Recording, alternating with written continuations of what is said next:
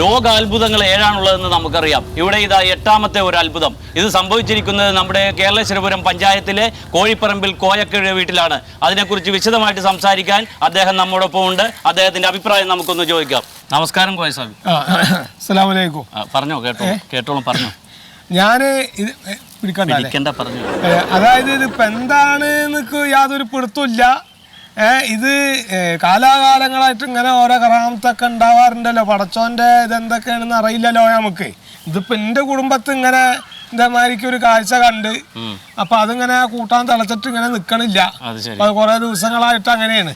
പിന്നെ വീട്ടിൽ ഇങ്ങനെ അള്ളാഹു എന്തെങ്കിലും ഒരു മാർഗം തന്നേക്കാവും. അതാണ് ഇപ്പൊ ഞാൻ വിചാരിക്കണത്. അതേട്ടാ ഈ ചെയ്തോണ്ടിരിക്കുമ്പോഴേ ഒരു 2 പേര് ഇവരുടെ പുറകെ കൂടി ഒന്ന് പാസിംഗ് അവരവിടെ നിൽക്കട്ടെ. അത് ഫ്രെയിം റിച്ച് ആകാൻ 2 പേര് വേണം.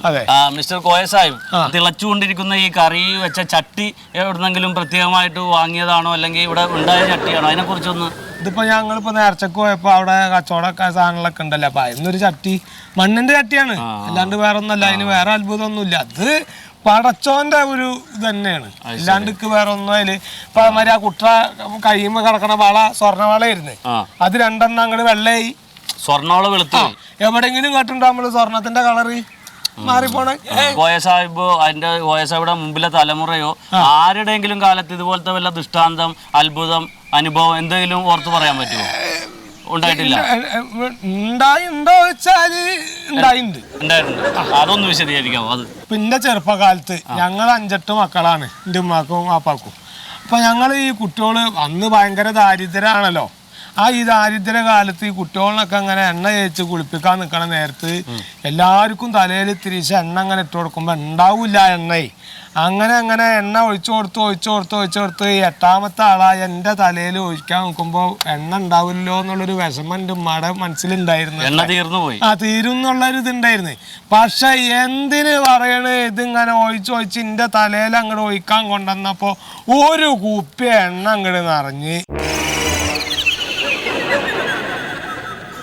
ഈ കുപ്പിയിൽ തന്നെ നിറഞ്ഞ്. അപ്പൊ ഇതെന്താണ് ഇത് ഉമ്മ അങ്ങനെ വിചാരിക്കുകയും ചെയ്ത് ഇത്ര. അല്ല, എൻ്റെ ഉമ്മ പറഞ്ഞാണ്. അതേമാതിരിക്ക് ചോറ് വിളമ്പുമ്പോ ഇത് ചോറ് വിളമ്പിക്കൊണ്ടിരിക്കുകയാണ്. എല്ലാവർക്കും ഇങ്ങനെ ചോറ് വിളമ്പോ ഞങ്ങളപ്പോ 8 മക്കളെ, ഞാൻ പറഞ്ഞല്ലോ ദാരിദ്ര്യമുള്ള കാലമാണ്. അപ്പൊ മീനൊക്കെ അങ്ങ് കൂട്ടാൻ വെച്ചാൽ എല്ലാവർക്കും ഒന്നും കൊടുക്കാനൊന്നും ഉണ്ടാവില്ല. എന്നാലും എല്ലാ കുട്ടികൾക്കും ചെറിയ കഷ്ണം കൊടുക്കണ്ട വെച്ചിട്ട് ഇങ്ങനെ മീൻ കഷ്ണം അങ്ങനെ ഇട്ടിട്ട് വന്നപ്പോ തികയാതെ വന്ന് ചാറ് മാത്രമേ ഉള്ളൂ. അപ്പൊ എൻ്റെ ഉമ്മാക്കൊരു വിഷമം.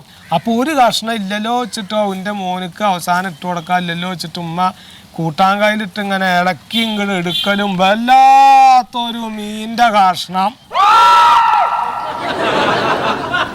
അപ്പൊ ഉമ്മ വിചാരിച്ചു ഇന്നത് വാപ്പാക്ക് കൊടുക്കാം. നമുക്ക് അതല്ല അറിയേണ്ടത്. അതന്നെ ഞാൻ പറഞ്ഞേ. മീൻകറി വാപ്പാക്ക് കൊടുത്തല്ല, നമുക്ക് അത്ഭുതാണ് ഈ പറയണത്. നിങ്ങളെ പറഞ്ഞു തീരുന്നേറ്റ് മുമ്പ് വേറെ ഉണ്ടാക്കിയാലോ. അങ്ങനെ ഈ മീൻ്റെ കഷ്ണം എന്തിനു ചെയ്യണു, വാപ്പാക്ക് കൊടുക്കാലോ വെച്ചിട്ട് വാപ്പാടെ പാത്രത്തിലേക്ക് അങ്ങോട്ട് ഇടലും ഇതങ്ങോട്ട് മുള്ളായി തീർന്നു. അങ്ങനെ എന്താ ചിരിക്കണേ? അവനങ്ങനെയുള്ള വിടലി കേട്ട് അവൻ ചിരിക്കും. ഇല്ലാത്ത കഥ തന്നെ ഇല്ല. എങ്ങനെ എത്ര കഥ ഇവർക്ക് എത്ര കഥ ഞാൻ പറഞ്ഞു കൊടുത്തേക്കണ.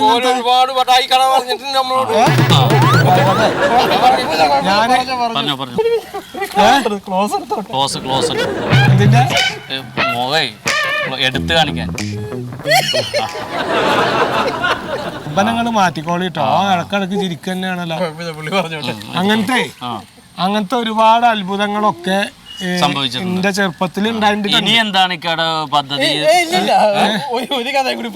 എനിക്ക് ചിരിക്കാൻ കഥ ഉണ്ടാക്കലല്ലേ പണി. നമുക്ക് ഇനി എന്താണ് അടുത്ത പരിപാടി? ഈ തിളക്കുന്ന ചട്ടിയും മീനും ഇപ്പൊ ഇവിടെ പ്രദർശിപ്പിച്ചിട്ടുണ്ടല്ലോ. ഇനി എന്താണ് അടുത്ത ഒരു പരിപാടി? എന്താ വെച്ചാ ഇവിടെ ഇപ്പൊ അങ്ങനെ ഒരു തിരക്കൊക്കെ കാണുക വെച്ചാല് ഞാനിവിടെ പറമ്പൊക്കെ ഉണ്ടല്ലോ. അപ്പൊ ഇവിടെ ഒരു സൗകര്യത്തിന് ഒരു പെര പോലെ ഇവിടെ കെട്ടിയിട്ട് ആൾക്കാർക്കൊക്കെ അങ്ങോട്ട് വരാനുള്ള ഒരു സൗകര്യം ഉണ്ടാക്കാം. ഈ ചട്ടി അതിൻ്റെ ഉള്ളിൽ കൊണ്ടുവച്ചാലേ അങ്ങനെ ഒരു ഇത് ചെയ്യാച്ചിട്ടാണ് ഇപ്പൊ ഞാൻ വിചാരിക്കണത്. അള്ളാഹു തന്നൊരു ഇതല്ലേ. ഈ കോയ സാഹിബിന്റെ ക്ഷീണകാലത്ത് അദ്ദേഹത്തിന് ദൈവം കൊടുത്ത ഒരു അനുഗ്രഹമായിട്ടാണ് അദ്ദേഹം ഇതിനെ കാണുന്നത്. ഇതെല്ലാവർക്കും ദർശിക്കാൻ സൗകര്യം ഒരുക്കുന്നതിന് വേണ്ടി വീടിന്റെ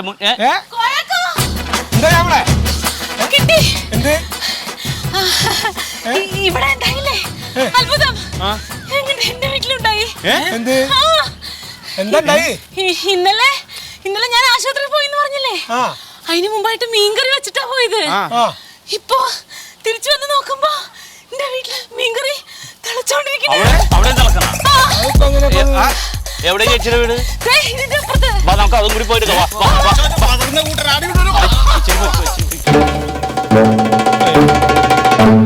ഇവിടെ തിളക്കണ മാതിരി അവിടെ തിളക്കല്ലേ റബ്ബേ.